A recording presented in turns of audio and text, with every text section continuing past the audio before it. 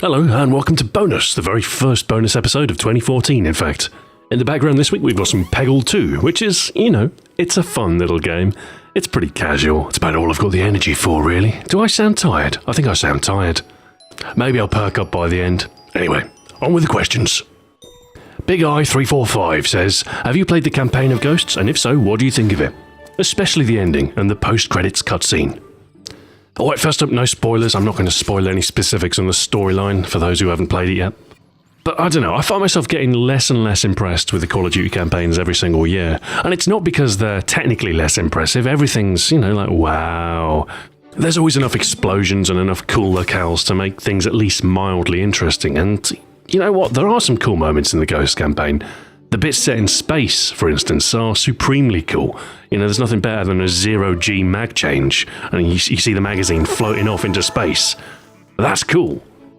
But I feel as though the actual storylines and the characters have lost their way a little bit. Call of Duty always used to be about this grand war, and in the first games it was World War II. It was about this grand scale of conflict that you had absolutely zero effect on. But in doing your missions, you had this more human story to tell. You were one soldier among many, and you forged your own story, boots on the ground, from one point of view. In fact, that's the entire idea behind Call of Duty originally. It was to offer 3 different points of view on the same global conflict.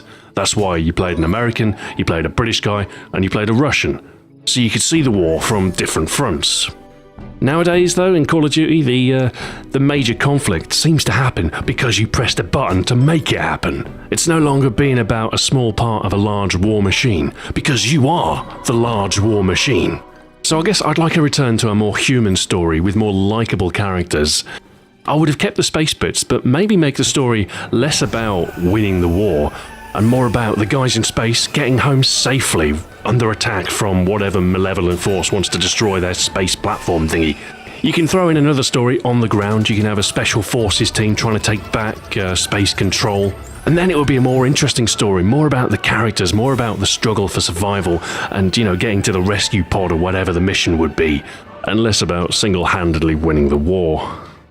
Anyway, that's COD campaigns for you. That's how I do it differently, Make it more of a human story, make it more interesting. More Gaz, more Price, more Ghost. Although, to be honest, the appeal of Ghost was the fact that he was just Gaz in a mask. No, Stu, he was different. No, he was his same voice, alright? It was Gaz. Reboy GTR says, what did you get for Christmas, Stu? I'm at that age where presents kind of transform into the practical rather than, the interesting or cool. But I did get a coffee machine, an espresso thing, which, takes the capsules and makes espresso. I like that because it's convenient. I like espresso. But the whole dealing with fresh coffee and tamping and cleaning. I actually have another more manual coffee machine, but the electrics on it are shot. I mean, seriously, there are blue sparks whenever you press the on-off button, so I don't like using it. It's beautiful to look at, though. It's this wonderful stainless steel thing. It's a Gadget Cubica, which is a nice little coffee machine. But it is electrically dangerous. So the Nespresso machine is a triumph of convenience. I'll probably use it, I appreciate the capsules are kind of expensive, but I don't drink coffee that often anyway. Apart from that, a few odds and ends, a lot of chocolate, stuff like that. I also got a new dressing gown, but these are pretty banal items. Nothing exciting. The most exciting thing I bought at the end of this year was the Xbox One and PS4 for myself. Best Christmas ever. Shooting Gallery Gamer says, a review is trying to be helpful. They're trying to protect consumers by guiding them away from purchases they would regret and telling them about gems they might have missed. In many ways, you are the one being arrogant by dismissing this format as egotistical when in fact it is the ultimate form of consumer guidance and protection. I say to you, no sir, I say it is you who is being arrogant, for you have presumed that everybody has the same tastes. Which is quite clearly incorrect. And if I say I love one game, it might turn out that you don't love this game, and you'd be angry at me. It's like, Stu, you said you loved this game and it was worth a buy, but it turns out that it's not worth a buy, it's just about trucks. Anyway, you missed the point. I'm not saying that I think reviews are a bad thing to do. I think, if you enjoy doing game reviews, more power to you. You are doing a valuable service as far as, informing consumers and all the rest of it. What I was saying was, I don't want to do reviews because I've tried them. I've tried doing them before, and I don't enjoy doing them. It can be difficult to explain why you don't like doing certain things. I think with reviews, it's a combination of factors. One of them is the fact that I'm not a huge fan of doing pure opinion pieces, and another is the fact that a lot of other people do game reviews. There's a lot of game reviews out there, so it's a competitive space. And so there's more pressure to do it better than everybody else, which is difficult when there are so many people doing the same thing. So yeah, when producing reviews, there just isn't that spark, there's not that sense of satisfaction that I get with certain other videos. Richie Z says, there is nothing wrong with the mainstream... Please purchase the Season Pass to gain access to the rest of this sentence. Yeah, it's easy to be cynical about things that are popular or things that involve buying DLC. Yes, it's easy. And nobody's saying that you have to be interested, but, there are people out there who enjoy buying Season Passes, there are people out there who enjoy DLC, and, if they get fun out of it, if they think it's worth their money, then more power to them. It's better to be playing a game and enjoying it enough to spend a little bit more money on a game than it is to be a cynical and jaded husk of a man. That being said, I haven't actually bought the Ghost Season Pass this year, because I don't think I'll be playing Ghosts for the entirety of the DLC season, so there you go. GreyWolf Leader TW says, harmful joy. Rape and thrill kills would count as harmful joy. Very bad argument. The whole moderation argument is a bad one too. A moderate amount of many drugs and gases and other toxins can kill you. A single drop of poison arrowhead frog venom can kill a person many times over. And no, I'm not in favor of legal marijuana, tobacco, or alcohol. Alright there, easy there, Tiger. That's one way to misinterpret what I was saying.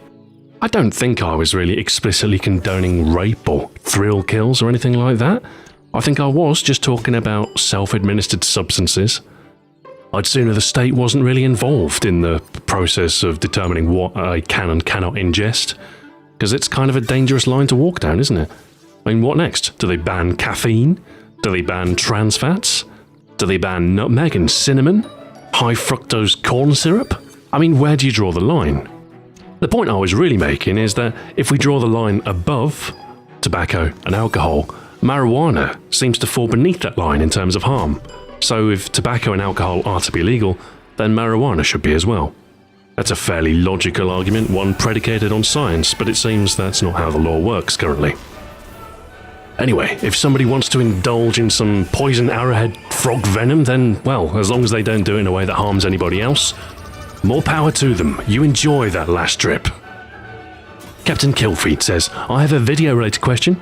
It takes me over 1.5 hours to render 20 minutes in 1080p. Is that slow or fast? Or in other words, what's your render settings? That's a ratio of 4.5 to 1 for 1080p. That is pretty slow. My computer's not the best, I don't have the fastest graphics card, but I get a ratio of about 2 to 1 for 1080p, and that's usually with a lot of effects and layers. So a 10-minute video will take me about 20 minutes to render at 1080p, or it'll be a 1-to-1 ratio or lower with 720p video. So, to speed things up, what can you do? You want to make sure that you're using a CUDA-enabled codec. I think Sony AVC is the one I use for most stuff. Now, this also requires a CUDA-enabled video card. If you don't have that, you're relying entirely on your CPU, which will slow things down. And if both those things are in place and you're still getting those render times, then maybe it's time to upgrade. JDeepa Narandralal says, hey Stu, why don't you play FIFA, seeing as you're a Brit? That's pretty racist, isn't it? Just because I'm British, I should like football? Well, I don't like football. There you go. Well, alright, look. To say that I don't like football is a little bit incorrect. I don't mind football, I just don't care enough about it to follow it. Anyway, I did get a free code for FIFA with my Xbox, and I have tried playing it. And it's alright. Yeah, it's a football game, just like any other. Low Deep Thought says, hey Stu, what do you think of Super Hexagon? Well, I do love hexagons, as many of you know, and, well, the soundtrack's pretty rocking, and it's a pretty neat little game. I can't do it. I can't play it for the life of me. I haven't quite got the muscle memory down to play it. I haven't really invested the time in getting good at it. But it's cool. I like the aesthetic of it. Maybe one day I'll invest some time in getting good at the game and I'll be able to last more than 10 seconds. Artie the Jackal says, Stu, have you played Ryse Son of Rome? If you have, what do you think about it? I haven't picked it up yet. I kind of want to play it, but I absolutely refuse to pay 40 quid for it. If I could find it used for about £20, I'd probably snap it up and, I'd probably have a 4-hour blast on it and then never play it again. But no, sadly there isn't really much of a used market for the next gen to speak of yet at all. So games for the Xbox One cost about as much as they do new as they do used, which is, well, I guess it's just a question of waiting for a little while, isn't it? Chin Amma Potato Dragon says, Stuart, when you eat a pizza pop, do you bite in and let the innards gush out the back? Or do you try and keep it within the dough? This is important. My life depends on it. I'm afraid I don't even know what a pizza pop is. I presume it's some sort of ungodly American microwavable thing that vaguely resembles a pizza in some fashion, but who knows? Denty101 says, hey Stu, how do you feel about camping? Are you a get out into the wilderness and fend for yourself kind of guy, or is a hotel beach holiday more up your street? I don't mind a spot of camping, as long as it's not too cold, as long as the weather's nice, it's alright, it's nice to be outdoors. But generally speaking, I do quite enjoy my creature comforts, and if I were to describe my perfect holiday, it would be something along the lines of a continental city break. Jim Jam BNX says, hey Stu, thoughts on John Carmack leaving id? And are you excited for the new Wolfenstein? New Wolfenstein, the trailers look cool, but I don't know, the last Wolfenstein game was a little bit disappointing, so I'm going to reserve my judgment until the actual game comes about. As for John Carmack, I love John Carmack. The guy is a genius. I think in the future we'll look back and he'll be like one of the forefront guys in terms of computer programming and in virtual reality as well, especially with him moving to Oculus. So this union of John Carmack with the Oculus Rift, I think is very, very exciting. I think it could herald the future of viable virtual reality. But then, virtual reality is one of those technologies that's been within the next decade for the last 5 decades. So we'll see how that pans out. As far as id are concerned, losing Carmack is a great loss, but then I don't think id have done anything too remarkable in a while. So, I don't know, maybe it's for the best. Totoro1998 says, hey Stu, what do you think of hipsters? It is a cultural phenomenon that has permeated our media, the internet in particular. It has also provoked much ire and opposition in many people as well.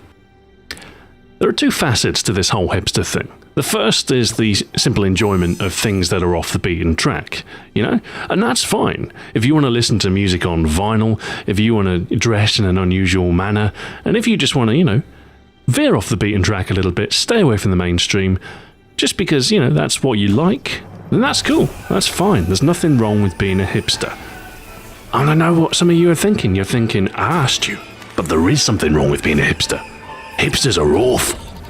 Or surely you're thinking about the other facet of hipsterism, and that is the looking down on people who don't conform to their non-conformity. And yeah, people who are like that, oh, you listen to the top 40, do you? Oh, you buy your clothes from Walmart, do you? Yeah, those people, they can go and die in a fire. Really what I'm trying to say is, like whatever you like. Identify as whoever you want to identify as, just don't look down on other people for doing the same thing. Massification 77 says, a New Year face reveal maybe? No, look, if there's one video I'm never going to make, it's going to be a face reveal. I mean, a whole video for the sake of revealing my face, I don't think so. I could turn it into an hour-long special. I could get, some famous minor celebrity to present the whole thing. We could have a countdown clock and we could have this curtain that inches down ever so slowly when the moment finally arrives. We could have a whole song and a dance, a fanfare over the whole thing. But no, this is not what I'm going to do. I got into this whole thing because I wanted to make gameplay videos. I didn't want to do vlogs, and that's why I'm not doing vlogs. That's why I'm doing gameplay videos. I'm not entirely averse to appearing on camera, but if I were to do it, it would be for the right reasons, if there were ever a need for a piece to camera or something like that. I still don't like working with my own voice, and it's something that I've done regularly for the past 3 years. I think it's just one of those things you never get over. So the idea of editing my own face simply doesn't appeal. Maybe I need to get someone else to do it for me. I need somewhere nice to film as well. If I filmed in my office, it would just look like I'm filming in a cramped bedroom full of computers and consoles. And I don't really want that. I want something that looks cool. I want to film in like a nice sort of industrial loft space, like a nice backdrop instead of just what I've got. Anyway, I'm pretty content being faceless. It means I don't get recognized in the street or anything like that. It's nice. It's nice to be anonymous sometimes. Bob August says, loved seeing some Blacklight gameplay, hope you had a good holiday. Pick up any good games from the Steam holiday sale. Yes, I do like to invest. I call it investing because I think, I might use these games in the future, but I've bought a few things. Let's have a look through my emails to see what I've bought. First up, Pixel Junk Eden. I bought it because it was 69 pence. I don't even know what it is. I bought Brothers, A Tale of Two Sons, and Dust and Elysian Tale, because I understand both of those are supposed to be pretty good. I bought the Sonic Hits collection, because it was pretty much all of the Sonic games for £10, and I can't resist a bargain like that. I bought Spelunky and Insurgency, the early access version of that. I bought Cook Serve Delicious. Shelter. Oh, it's a game about being a badger. What part of that does not appeal? Outlast, which, it was cheap enough, and I'm not really big into scary games, but it looks cool. Shadowrun Returns. Arma 3, that was a major purchase. What else? Legend of Dungeon. Again, it was £1. Machinarium. Again, I don't own that one. And it's, Hard Reset Extended Edition. Risk of Rain. Actually, I quite fancy playing Risk of Rain. It looks pretty cool. Assetto Corsa, which is a new racing sim game, which also looks pretty cool. I'll play that at some point, don't worry. And that's about it. That's all I've bought in the sale. I say all I've bought in the sale. There's quite a few games.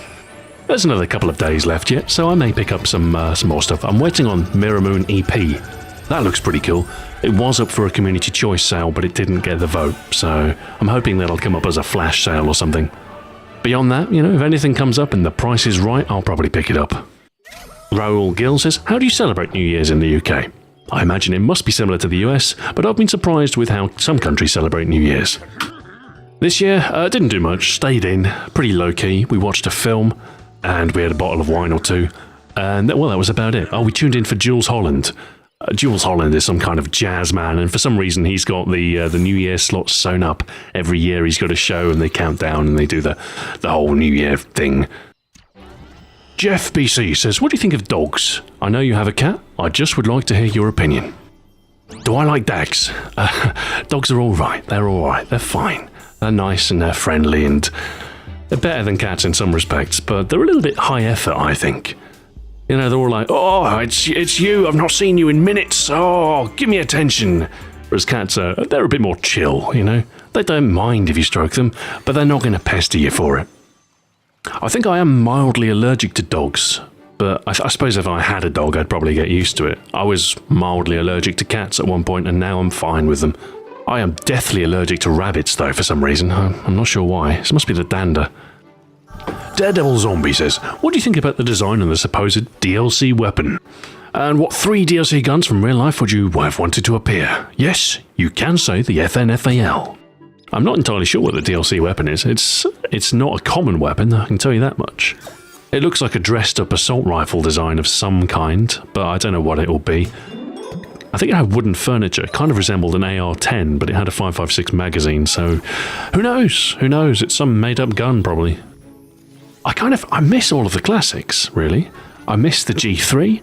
I miss just a standard FNFAL. I miss stuff like the M16, even the M4. I miss these guns. It would be nice to have a good old classic AK-47 back as well. I think in the quest for these, new and exciting guns, they've gone too far off the beaten track, and they've got all these prototype weapons that nobody's ever heard of. Because, they're original and cool, and you've never seen them before. But, I don't know. There's not that many guns in the world, and they're missing out a lot of the classics. Suicide Harmony says, you mentioned 2 videos ago that the views for COD Ghosts were down because of the lack of interest. Maybe this is just me, but although that is the case, I missed a bit of the history you would add to the weapon guides. It was informative and interesting. It was also what separated your video from other weapon guides. I still watch your videos, just the part that kept me wanting more is no longer really there, but I do understand that you don't want to stay stuck in a single series / game. I don't think there's a connect between the drop in views and the absence of the history section. I mean, if you started off strong and then dropped off more rapidly, then maybe you'd have a point, but no, I don't think there is a connect. I think interest is just down in Ghosts, which is all the more reason for getting it done more quickly. Anyway, I've said before, I don't think it's fair if you want decent history coverage to tack on like an extra 30 seconds at the start of a gameplay guide. I think if you want to do history, you might as well do it properly. So I've taken your feedback on board. I know there is interest in firearms history, so that's an area I may very well explore in the future. XX Duke Vids XX says, happy holidays, Stu. Question, as you are a supposed jerky fanatic, have you ever tried the South African jerky called biltong? Yes, I have, yes. Biltong is actually reasonably common here in the UK. I think there's been a bit of a trend for it lately. I dig it. Yeah, it's good. You know, it's dried beef. You can't really mess that up too badly. I do prefer jerky, though. I think biltong's a little bit wetter and softer, and I do prefer the chewier stuff, so... Alright, time for one more question. Tyson Matsuki says, Machinima halved the CPM of all their content creators, making YouTube non-viable as a full-time job.